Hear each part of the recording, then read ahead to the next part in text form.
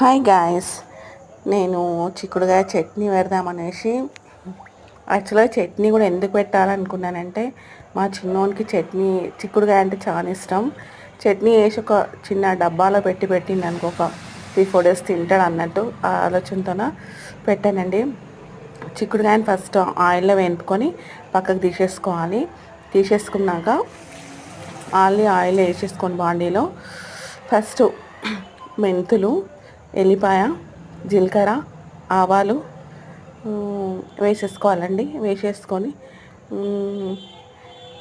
మన మన దగ్గర వేపుకున్న చిక్కుడుకాయ ఉంటుంది కదా, ఆ చిక్కుడుకాయ కూడా వేసేయాలి. వేసేసి కారం, ఉప్పు, పసుపు అన్నీ వేసేసి మొత్తం కలుపుకోవాలండి. ఎండుమిరపకాయలు కూడా వేసుకోవాలి. ఈ రకంగా కలుపుకున్నాక మనకు ఉప్పు కారం తక్కువైతే చూసుకొని వేసుకోవచ్చు లాస్ట్కి. ఇదే రకంగా కలుపుకోవాలండి. కొంచెం చల్లారినాక డబ్బాలో తీసి పెట్టుకోవాలి. సూపర్ అయింది చట్నీ, మాత్రం చాలా బాగా అయింది. డబ్బాలో తీసి పెట్టింది కూడా వీడియో తీసినా కానీ అది కొంచెం